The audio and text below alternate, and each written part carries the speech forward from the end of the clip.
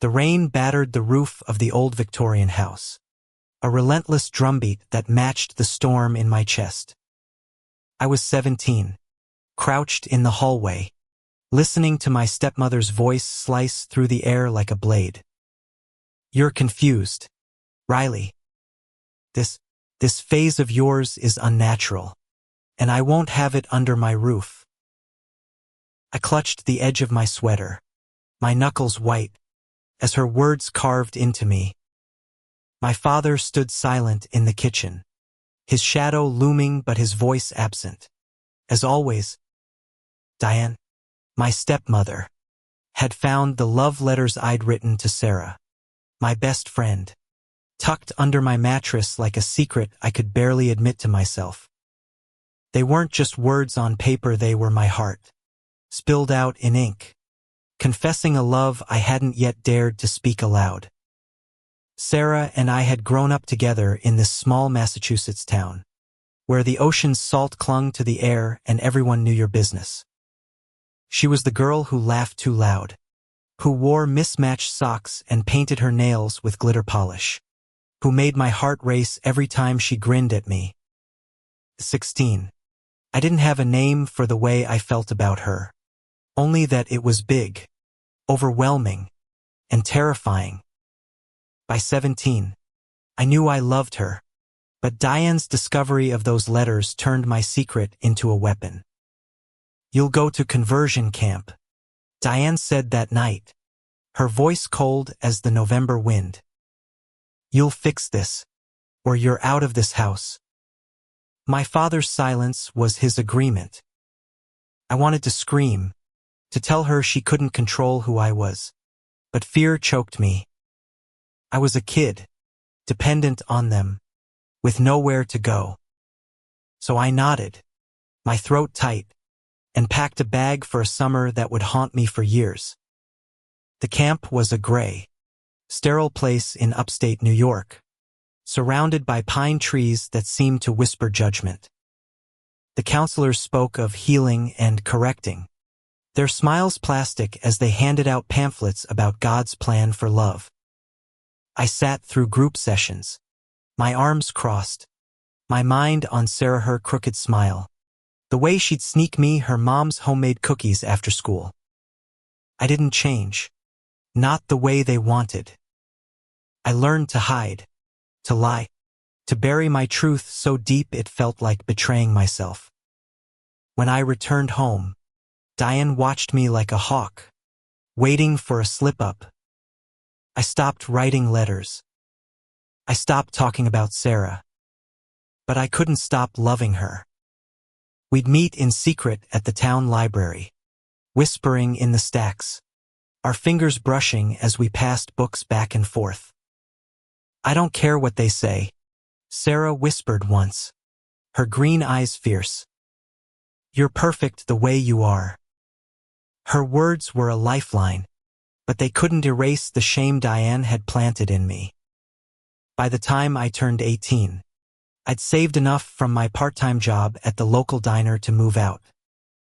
I rented a tiny apartment above a bookstore in Boston, a city big enough to let me breathe.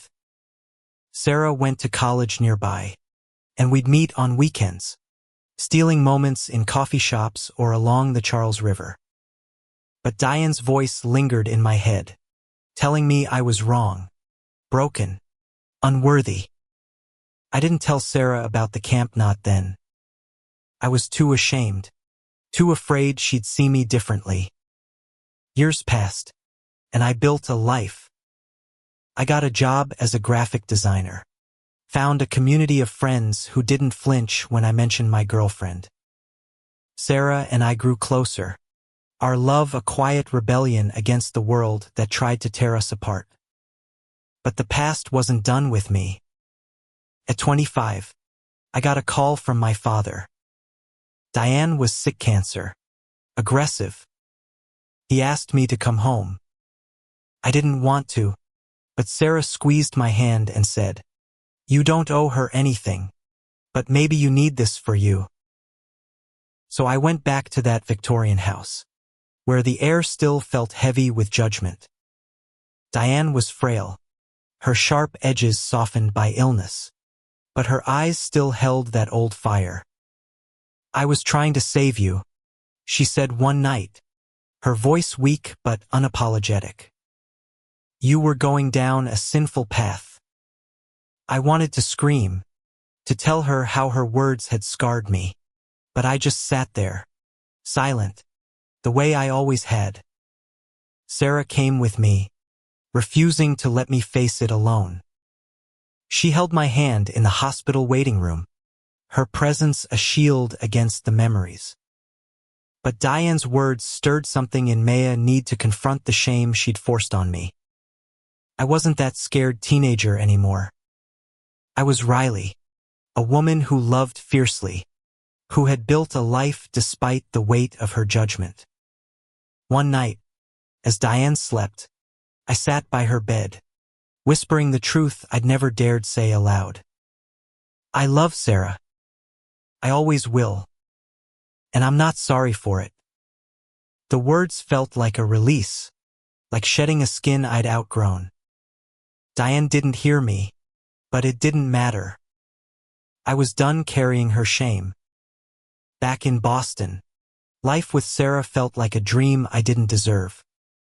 Our apartment was small, cluttered with art supplies and second-hand furniture. But it was ours. Mornings were my favorite, Sarah humming off-key while brewing coffee, her red hair catching the sunlight. We were 25, navigating the chaos of young adulthood. But together, it felt like we could conquer anything. Still, Diane's illness hung over me like a shadow, pulling me back to the past I'd tried to escape. My father called again, his voice strained. "She doesn't have long, Riley. She's asking for you." I didn't want to go. The thought of facing Diane again made my stomach churn. But Sarah, always the braver one, insisted. "You need closure," she said, brushing a strand of hair from my face. "And I'll be there, every step." So we packed a bag and drove back to that small coastal town, the place where my heart had first learned to break. The hospital was sterile, its fluorescent lights casting harsh shadows. Diane looked like a ghost of herself, her skin pale, her hands trembling. But her eyes, they still burned with that unyielding certainty. "I did what I thought was right," she said when I sat beside her. "I wanted you to be normal." The word hit like a slap. I wanted to tell her how her version of normal had nearly destroyed me, how I'd spent years unlearning the shame she'd instilled. But I bit my tongue, not for her sake, but for mine. I wasn't there to fight. I was there to let go. Sarah waited in the hallway, giving me space but never far. Her presence grounded me, a reminder that love could be steady, unwavering, even when the world wasn't. That night, as we lay in the guest room of my father's house, I finally told her about the conversion camp. The words spilled out, raw and jagged, and I braced myself for her reaction. But Sarah just held me, her arms strong, her voice soft. "You survived that, Riley. You're stronger than you know." Diane's condition worsened, and the hospital visits became a routine. My father, still a man of few words, started to crack under the weight of it all. One evening, he pulled me aside in the hospital cafeteria. "I should have stopped her," he said, his voice barely above a whisper. "I didn't know how to stand up to her." It was the closest he'd ever come to an apology, but it wasn't enough. Not yet. Then came the bombshell. Diane's lawyer visited, a stern woman with a briefcase full of documents. Diane had changed her will, leaving the house and most of her assets to a distant cousin unless I was married. To a man, the lawyer clarified, her tone clipped. That's her condition. I laughed, a bitter sound that echoed in the sterile room. Diane was dying, but she was still trying to control me, to force me into a box I'd never fit. Sarah overheard, her jaw tight as she stood in the doorway. "That's not happening," she said, her voice low but fierce. "You're not marrying some guy to appease her." I nodded, but the reality hit hard. The house wasn't just a house site, it was my father's home, the place where I'd grown up, where memories of my mother still lingered in the faded wallpaper. Losing it felt like losing her all over again. That night, Sarah and I sat on the beach, the waves crashing under a starless sky. "What if we got married?" she said suddenly, her voice cutting through the wind. I stared at her, my heart pounding. We talked about marriage before, but always as a distant dream, something for when we were older, more settled. "Not for her," Sarah added, her eyes locking onto mine. "For us. For you. So you can keep what's yours." The idea was wild, reckless, but it sparked something in me. Marriage wasn't just a piece of paper, it was a declaration. A way to claim our love in a world that had tried to erase it. But it wasn't that simple. Diane's will was specific, and even if we fought it, the legal battle would drain us. Still, Sarah's words planted a seed, one that grew as the days passed. Diane's health deteriorated faster than expected. One night, she grabbed my hand, her grip surprisingly strong. "I was wrong," she whispered, her voice breaking. "I see it now, the way you look at her." I froze, unsure if I'd heard her right. Was this an apology? A surrender? Or just another manipulation? I didn't know, and I didn't trust it. But her words stayed with me, a crack in the wall she'd built between us. The idea of marrying Sarah consumed me. It wasn't just about the house or Diane's will, it was about reclaiming my life, my truth. But doubt gnawed at me. Was I rushing into this for the wrong reasons? Would it change what Sarah and I had? We sat in a diner the next morning, picking at pancakes, the weight of the decision heavy between us. "I don't want you to feel pressured," I said, my voice barely steady. Sarah reached across the table, her hand warm over mine. "Riley, I've wanted this for years. The timing's just a little dramatic." Her smile broke the tension, and I laughed, the sound foreign in my throat. We started planning, not just for a wedding but for a fight. Diane's will was ironclad, but Massachusetts law recognized same-sex marriage, and we had a chance to challenge the man clause as discriminatory. We found a lawyer, a fierce woman named Clara who specialized in queer rights. "It's a long shot," she warned, "but I've seen worse cases won." The weeks that followed were a blur of hospital visits and legal meetings. Diane was fading, her moments of clarity rare. One afternoon, she looked at me and said, "I wanted you to have a good life." Her voice was soft, almost tender, but it didn't erase the years of pain. I nodded, unsure how to respond.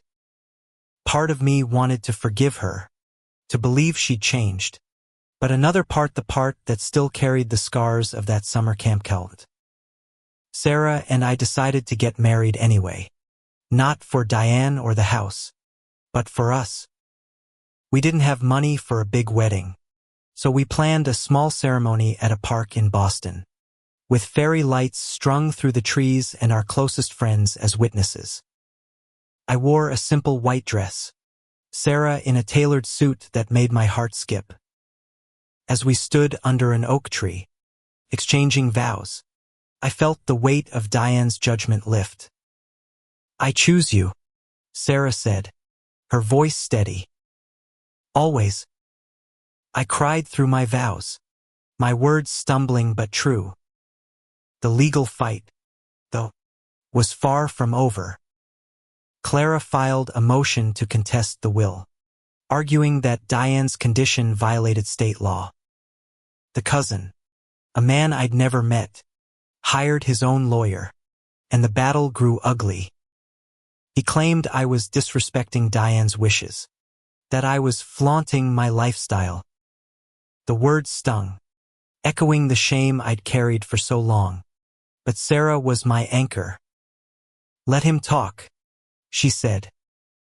"He can't take this from us." Diane passed away a week after our wedding. The hospital room was quiet, the machine silent. My father wept, but I felt nothing. Not anger, not relief, just a hollow space where her judgment had been. Her death didn't erase the past, but it closed a chapter. I wanted to believe her final words meant something, that she'd seen me for who I was, but I'd never know for sure. The legal battle dragged on, draining our savings and testing our resolve. Clara warned us that even if we won, the cousin could appeal, tying us up in court for years. Sarah and I started to question whether the house was worth it. It wasn't just about the money, it was about what it represented. My mother's laughter in the kitchen, my childhood summers on the porch. Giving it up felt like letting Diane win, even in death. One night, as we lay in bed, Sarah turned to me. "What if we let it go?" she asked. "The house, the fight, all of it. We have each other. Isn't that enough?" Her words hit me hard. I'd been so focused on proving something to Diane, to the world, that I'd forgotten what mattered most. But letting go wasn't easy. The house was a piece of my past, a connection to my mother. Could I walk away? The legal battle stretched into months, each court date a reminder of Diane's lingering control. Sarah and I poured everything into it: our time, our money, our energy. Clara was relentless, arguing that Diane's will was a product of prejudice, not reason. But the cousin's lawyer was slick, painting me as ungrateful, defiant, a daughter who'd turned her back on family. The judge, an older man with a stern face, listened without giving anything away. At home, Sarah and I tried to keep our life normal. We cooked dinners together, watched bad reality TV, laughed over inside jokes. But the stress seeped in. I catch Sarah staring at bills, her brow furrowed, and I'd feel guilty for dragging her into this. "We're in this together," she'd say whenever I apologized, but I couldn't shake the fear that I was failing her. One evening, Clara called with news. The judge was leaning in our favor, but the cousin had offered a settlement, half the house's value, no strings attached. It was tempting money to start over, to pay off debts, to live without the shadow of this fight. But it meant giving up the house, the last piece of my mother. I sat on our couch, head in my hands, torn between practicality and principle. Sarah knelt in front of me, her hands on my knees. "This house doesn't define you," she said. "Your mom's not in those Walshs in you. In us." Her words cut through the fog in my mind. I'd been fighting for a memory, but the life I wanted was right here, with her. We took the settlement, a painful but necessary choice. The money gave us breathing room, a chance to build something new. With the legal fight behind us, I started to heal. I began therapy, unraveling the shame Diane had woven into me. It wasn't easy some days. I'd spiral, hearing her voice in my head, telling me I was wrong. But Sarah was there, patient and fierce, reminding me who I was. We used the settlement to pay off debts and put a down payment on a small house in the suburbs. A place with a garden where Sarah could grow her herbs and I could sketch in the sunlight. My father visited once, awkward and quiet. He didn't mention Diane, but he looked at Sarah and me, at the life we'd built, and said, "I'm proud of you." It was a small gesture, but it meant something. I didn't need his approval anymore, but it was a step toward mending what had been broken. As we settled into our new home, I realized the fight hadn't just been about the house, it had been about proving I was enough. Enough for Sarah, for myself, for the world. Diane's judgment had shaped me, but it didn't define me. I was Riley, a woman who loved fiercely, who had survived shame and come out stronger. One night, Sarah and I sat on our porch, wrapped in a blanket, watching the stars. "We did it," she whispered, her head on my shoulder. "We survived." I kissed her forehead, my heart full. The past would always be part of me, but it no longer held me captive. I was free to love, to live, to be. Our new home became a sanctuary, a place where love drowned out the echoes of shame. The garden bloomed with Sarah's herbs, basil, thyme, rosemary, and I filled sketchbooks with drawings of her, capturing the way her eyes lit up when she laughed. We were 27 now, and life felt like it was finally ours. But healing wasn't linear. Some days, I'd wake up with Diane's voice in my head, her words like ghosts I couldn't banish. Therapy helped, but Sarah was my true anchor, her love a steady hand pulling me through. We started hosting dinners for our friends, a mix of artists and activists who filled our home with laughter and stories. One night, a friend asked about my past, and I told them about Diane, about the camp, about the will. The words came easier now, less heavy. "You're a warrior," they said, and for the first time, I believed it. I'd fought for my truth, for my love, and I'd won. Sarah and I began volunteering with a local LGBTQ+ youth group, sharing our story with kids who reminded me of my younger self, scared, hiding, desperate to be seen. I told them about Sarah, about how love could be a rebellion, a lifeline. One girl, barely 16, hugged me after a meeting, tears in her eyes. "I thought I was broken," she said. "You make me feel like I'm not." Her words broke something open in me, a reminder that my pain had purpose, that it could light the way for someone else. My father started calling more, small steps toward rebuilding what we'd lost. He never mentioned Diane, but he asked about Sarah, about our life. One day, he showed up with a photo album, pictures of my mother, ones I'd never seen. "She'd have loved you," he said, his voice thick. "Both of you." I cried that night, not for Diane, but for the mother I'd lost, the one who might have held me through the pain. As our first anniversary approached, Sarah surprised me with a trip to Provincetown, a place where love like ours was celebrated in every corner. We walked hand in hand down Commercial Street, the air alive with music and color. At a small gallery, Sarah bought me a painting of two women dancing under a starry sky. "This is us," she said, her voice soft. I hung it above our fireplace, a reminder of the life we'd built. The past wasn't gone, never would be. But it no longer defined me. Diane's shame had been a weight, But Sarah's love was a wing, lifting me higher than I'd ever thought possible. We weren't just surviving anymore. We were thriving. Our home, our love, our community, they were proof that we'd won. Not just against Diane, but against a world that had tried to break us. On our anniversary, we renewed our vows in our garden, surrounded by friends and flowers. I looked at Sarah, her red hair glowing in the sunlight, and said, "You're my home."